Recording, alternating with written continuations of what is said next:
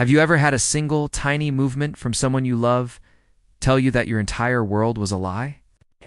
For me, it was a flinch. My wife Sarah and I were standing in the kitchen of our Lincoln Park brownstone. I came up behind her and put my hand on her shoulder, just a casual touch, the way I had 1,000 times before. But this time, she flinched. It was barely perceptible, a tiny, sharp intake of breath and a stiffening of her muscles. Her eyes, reflected in the dark glass of the oven door, were wide with a kind of alarm that had nothing to do with me. In that split second, the last 10 years of my life felt like a movie I'd been watching from the wrong seat. That single, almost invisible reaction was the loose thread that, when pulled, would unravel everything. If you genuinely enjoy our stories, please subscribe to the channel. Tell us where you're from and what time it is right now. It's always fascinating to know how far our story flows. After the flinch, everything was different. It was like a filter had been removed from my eyes. The late-night work dinners she started having, the way her phone was perpetually face down on the nightstand, a dark, silent sentinel guarding secrets I wasn't allowed to know. She'd angle the screen away from me if a text came in, a subtle, practiced motion. "It's just my boss, Mark," she'd say. Her voice a little too bright. Mark, the name started to feel like a stone in my shoe.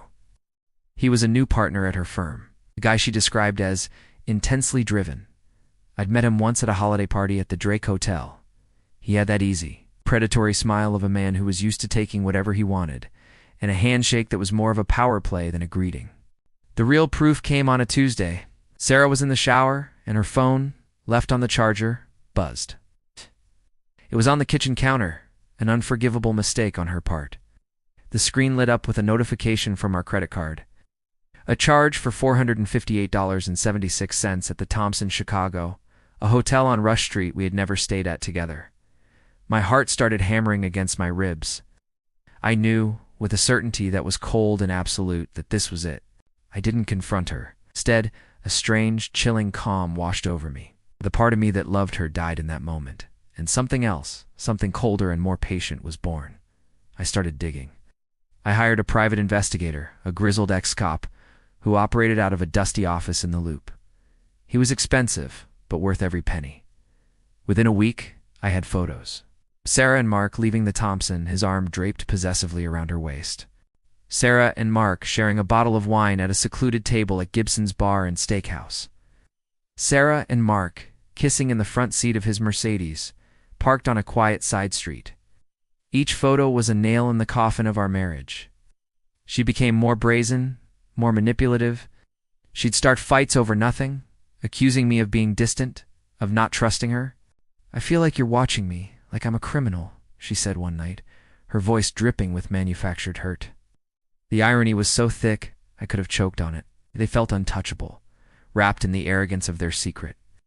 I played the part of the clueless, wounded husband. I let her see me looking lost, broken. I cried once, a single, calculated tear that rolled down my cheek as I told her I was scared of losing her. She held me, her touch feeling alien and cold, and whispered that I was being silly. That night I went into my home office and laid out all the evidence on my desk. The photos, the credit card statements, the PI's detailed reports. My grief had burned away, leaving behind a core of pure, unadulterated ice.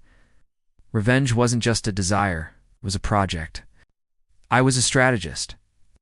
My job was to find weaknesses in complex systems, and my marriage had become the most complex system of all.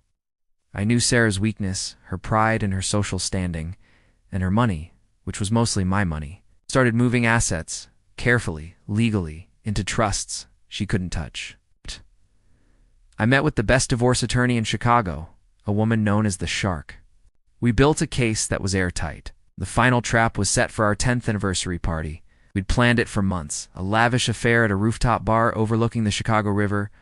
All our friends, family, and most importantly, her colleagues including Mark and his wife would be there. The night of the party was perfect. The city lights glittered below, a sea of diamonds. Sarah was radiant in a silver dress, playing the part of the adoring wife. She gave a speech, her voice full of emotion, talking about our decade of love and partnership. People were tearing up. Mark was standing near the back with his wife, a smug look on his face. When it was my turn to speak, I walked to the microphone. I started by thanking everyone for coming. I talked about love, trust, and betrayal. Then, I looked directly at Sarah. "A marriage, I've learned, is built on honesty," I said, my voice steady. "So I think it's time for some honesty." On the two massive screens on either side of the stage, the first photo appeared, Sarah and Mark walking out of the Thompson Hotel. A collective gasp went through the crowd. I watched Sarah's face.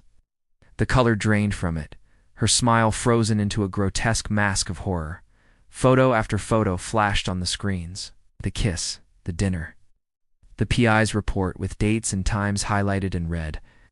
I narrated the timeline, my voice cold and precise.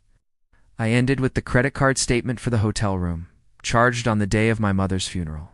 The silence was absolute. Mark's wife was staring at him, her expression unreadable. Then she slowly, deliberately poured her glass of champagne over his head. Sarah just stood there, exposed, shattered. She lost everything. Firm fired her the next day. Mark's wife filed for divorce, taking him for everything he was worth. Our friends, our family, they saw the evidence, the cold, hard proof of her deception on the worst day of my life. The divorce was swift. The prenup I'd had the foresight to insist on held up, and our airtight case left her with nothing but her clothes and a mountain of legal bills. I sold the brownstone. It left Chicago. I don't know where she is now, and I don't care to know. Sometimes late at night, I think about that flinch, that tiny, almost imperceptible movement that started it all. It's a reminder that the biggest lies are often hidden in the smallest truths. The last time I saw her was in the courtroom, her face pale and drawn. Arrogance was gone, replaced by a hollow emptiness. She looked at me, her eyes pleading, but there was nothing left in me to appeal to. The man she married was gone, and the man who was left had built a fortress of ice around his heart. The judge's voice was just a distant drone as he finalized the end of our world. The end.